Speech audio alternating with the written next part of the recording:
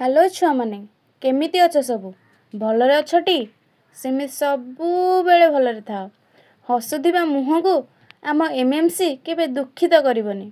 आम MMC family उपरे विश्वास आ भरोसा रख। आमे तम मानकु एग्जाम पर्यंत किछि हेल्प करि परिबो। पाठ पढ़ा को केबे टेंशन नियनी।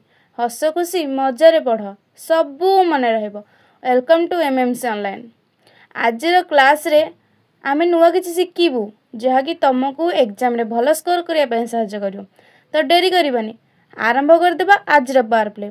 आज आम तुम मनकर प्रथम विषय वंदे उत्कल जननी विषय रे पढ़िबा जहाँ आम जातीय संगीत और से संगीत रे आम जातीय माँ वर्णना करबा और अनेक नाम जानिबा और से केमिति सुंदर सुशील और केमिति ता पुण्यतीर्थचय केमिति सब प्रसिद्ध आम उत्कल ता विषय किसी जानिबा। तो डेरी करबानी चलो आम जा ओस्तार क्वेश्चन आंसर करबा। ओस्तार क्वेश्चन आंसर करबा सहित आम तुम मनकर टीबीडब्ल्यू मॉडर्न एबीसी और अनेक किसी टेस्ट पेपर भी कवर करबा। तुम मैंने टेस्ट पेपर को सब किसी भाभी नबनी कहीं बहीर कॉन्सेप्ट क्लियर कर कॉन्सेप्ट पर आसिक क्वेश्चन आंसर देखिए। I am Odia educator Payal Mahanti. फास्ट आम तुम वंदे उत्कल जननी टॉपिक रो क्वेश्चन आंसर करबा। वंदे उत्कल जननी किए लिखी ना लक्ष्मीकांत महापात्र। से केते मसीह जन्मग्रहण करथिले ना 1888 मसीह। से वंदे उत्कल जननी केते मसीह राज्य संगीत मान्यता पाइला ना 2020।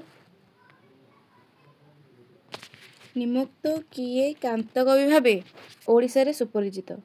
राधानाथ राय, लक्ष्मीकांत महापात्र, फकीरमोहन सेनापति ना गंगाधर मेहर। आंसर कौन हेबो ना लक्ष्मीकांत महापात्र। फकीरमोहन सेनापति कौन लिखिथिले? फकीरमोहन सेनापति थिले कि व्यासकवि। गंगाधर मेहर कौन लिखिथिले ना स्वभाव कवि। राधानाथ राय कवि बर। लक्ष्मीकांत महापात्र केबे जन्मग्रहण करथिले? केबे 1887 ना 1898 ना 1878 केबे ना 1888 जन्मग्रहण करथिले। चौधरी भागवत प्रसाद सामंतराय निमुक्त केउं ग्राम बासिंदा थिले ना तालपदा ग्रामर बासिंदा थिले।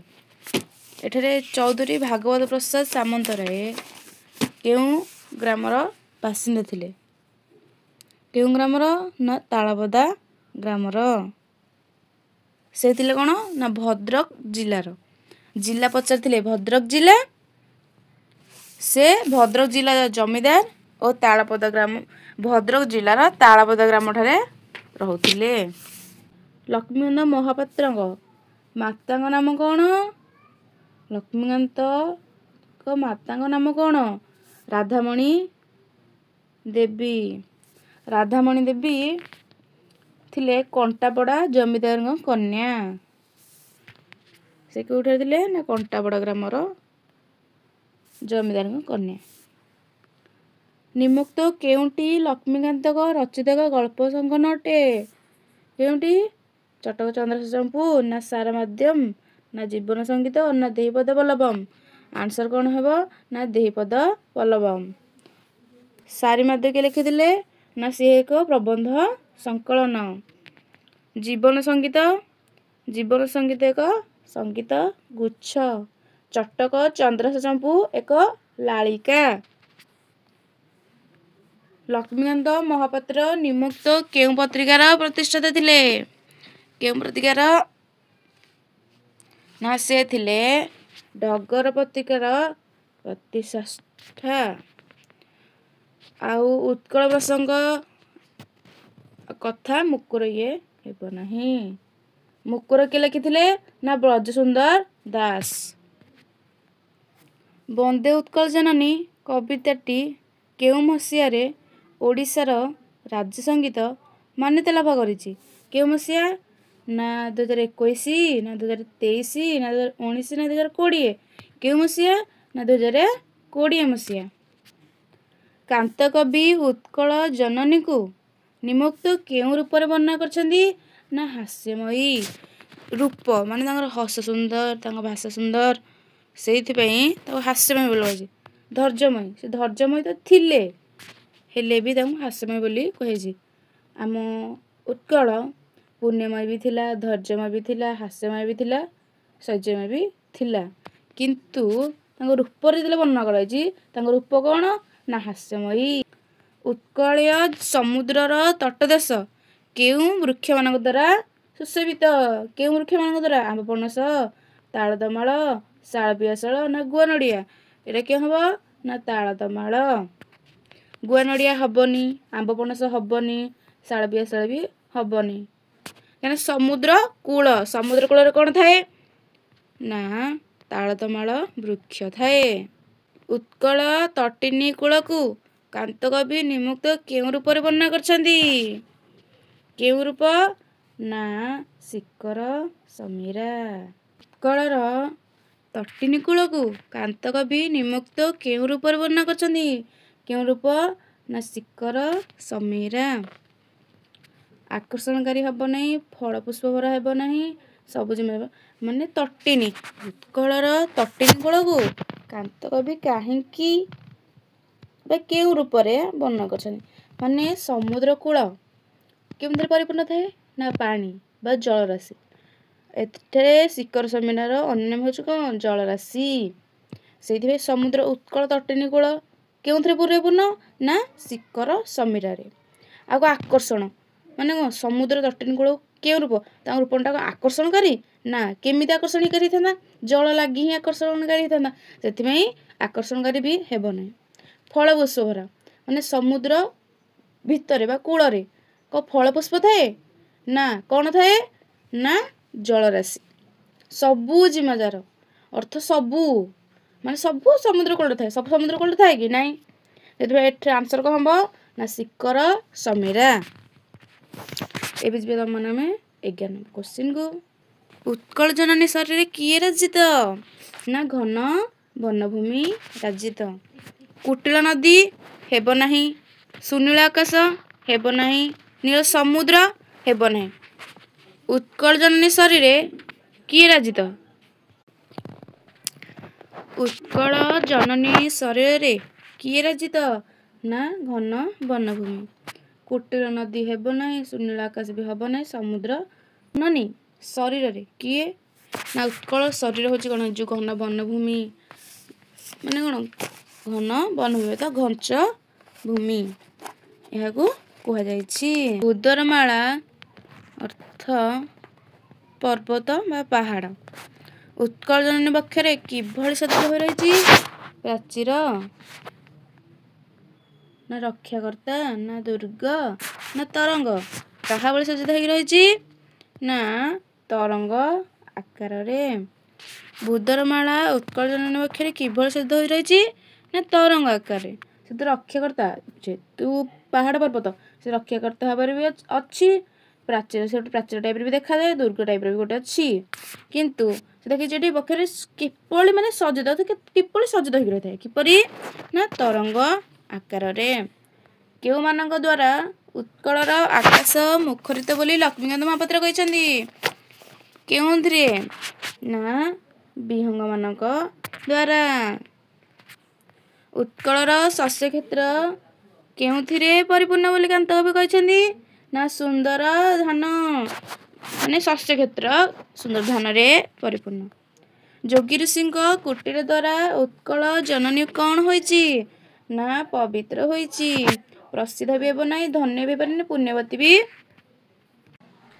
କେଉଁମାନଙ୍କ ଦ୍ୱାରା ଉତ୍କଳର ଆକାଶ ମୁଖରିତ ବୋଲି ଲକ୍ଷ୍ମୀକାନ୍ତ ମହାପାତ୍ର କହିଛନ୍ତି? କେଉଁଥିରେ ନା ବିହଙ୍ଗମାନଙ୍କ ଦ୍ୱାରା।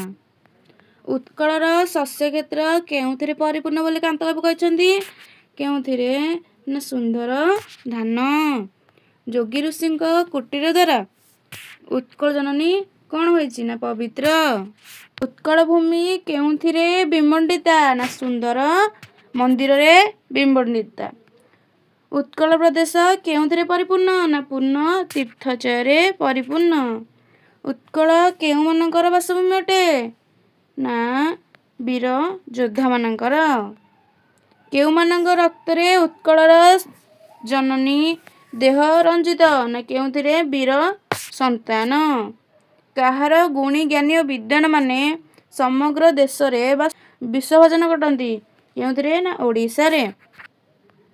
ମହାନ କବି ଓ ବୀର ସୁପୁତ୍ରମାନଙ୍କ ଦ୍ୱାରା କିଏ ବନ୍ଦନୀୟ ବୋଲି କହିଛନ୍ତି ନା ଉତ୍କଳ ଜନନୀ। ପିଲାମାନେ ଶୁଣ, ମୁଁ ତମକୁ କହିଥିଲି ନା ବନ୍ଦା ଉତ୍କଳନ ଟପିକ୍ର କିଛି ମୁଁ କହିବି। ଏବେ ମୁଁ ତମ କବି ପରିଚୟ ବହିରୁ ଶୁଣେଇବି ବା ବୁଝେଇବି। ଲକ୍ଷ୍ମୀକାନ୍ତ ମହାପାତ୍ର 1888ରେ ଜନ୍ମ, 1953ରେ ଓଡ଼ିଶାରେ କାନ୍ତ ଭାବେ ସୁପରିଚିତ। ଓଡ଼ିଆ ଭାଷା ସାହିତ୍ୟରେ ଉଲ୍ଲେଖଯୋଗ୍ୟ କୃତି ସମୂହ ରଚନା ଦ୍ୱାରା ସେ କାଳିଜାଈ ସ୍ରଷ୍ଟା ରୂପେ ସୁଖ୍ୟାତ। ସେ 1888 ମସିହା ଡିସେମ୍ବର ମାସ 9 ତାରିଖ ମାଣବସା ଗୁରୁବାର ଦିନ ଜନ୍ମଗ୍ରହଣ କରିଥିବାରୁ ତାଙ୍କ ନାମ ରଖାଯାଇଥିଲା ଲକ୍ଷ୍ମୀକାନ୍ତ। ତାଙ୍କ ପିତା ଚୌଧୁରୀ ଭାଗବତ ପ୍ରସାଦ ସାମନ୍ତରାୟ ମହାପାତ୍ର ଥିଲେ ଜମିଦାର ଓ ସମ୍ପ୍ରତି ଭଦ୍ରକ ଜିଲ୍ଲାନ୍ତର୍ଗତ ତାଳପଦା ଗ୍ରାମର ବାସିନ୍ଦା। ତାଙ୍କ ମାତା ରାଧାମଣୀ ଦେବୀ ଥିଲେ କଣ୍ଟାପଡ଼ା ଜମିଦାରଙ୍କ କନ୍ୟା। ସେ କଟକ ବାଲେଶ୍ୱରଠାରେ ହାଇସ୍କୁଲ ଶିକ୍ଷା ସମାପ୍ତି କରି କଲିକତାସ୍ଥ ରିପନ କଲେଜ ଓ କଟକ ରେଭେନ୍ସା କଲେଜରେ ଉଚ୍ଚଶିକ୍ଷା ଲାଭ କରିଥିଲେ। ଭାଗ୍ୟର ବିଡ଼ମ୍ବନା, ଶାରୀରିକ ଅସୁସ୍ଥତା ହେତୁ ଶିକ୍ଷା କ୍ଷେତ୍ରରେ ଅଧିକ ଆଗେଇ ନ ପାରି ପାରିବାରିକ ଗୁରୁ ବାବାଜୀ ରାମଦାସଙ୍କ ପ୍ରବଚନରେ ସେ ସଙ୍ଗୀତରେ ମନୋନିବେଶ କରିଥିଲେ। ଓଡ଼ିଆ ସାହିତ୍ୟର ବହୁବିଧ ଭାଗ୍ୟର ଲେଖନୀ ଚାଳନା କରି ସେ ନିଜର ସ୍ୱତନ୍ତ୍ର ସାହିତ୍ୟତା ପରିଚୟ ସୃଷ୍ଟି କରିଥିଲେ। ତାଙ୍କ ରଚିତ ସ୍ମରଣୀୟ କୃତିଗୁଡ଼ିକ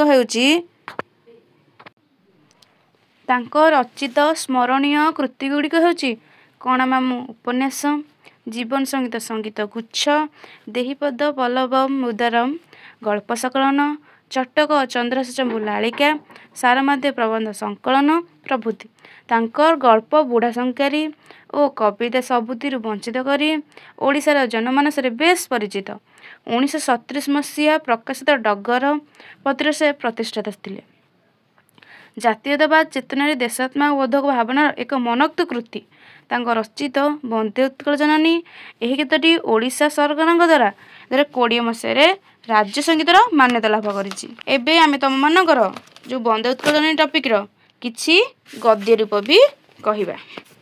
ପ୍ରକୃତି ପରିଶୋଭିତ ଉତ୍କଳ ଜନନୀ ହସ ସୁନ୍ଦର, ଭାଷା ସୁନ୍ଦର, ତେଣୁ କବି ବାରମ୍ବାର ତାଙ୍କ ବନ୍ଦନା କରିଛନ୍ତି। ସମୁଦ୍ରର ପବିତ୍ର ଜଳଧାରା ଉତ୍କଳ ଜନନୀଙ୍କ ଶରୀରକୁ ଧୋଇଦିଏ। ତାଳ ଓ ତମାଳ ବୃକ୍ଷ ଦ୍ୱାରା ସମୁଦ୍ର ତଟଦେଶ ସୁଶୋଭିତ। ସ୍ୱଚ୍ଛ ଦଳଧାରଣ କରିବା ନଦୀ ତଟରେ ଶୀତଳ ପବନ ପ୍ରବାହିତ। ଉତ୍କଳ ଜନନୀ ଶରୀରରେ ଘଞ୍ଚ ବନଭୂମିରେ ପରିଶୋଭିତ। ନୀଳ ପର୍ବତମାଳା ତରଙ୍ଗ ଆକାରରେ ପ୍ରକାଶିତ ପାଇବା ଲକ୍ଷ୍ୟ କରିହୁଏ।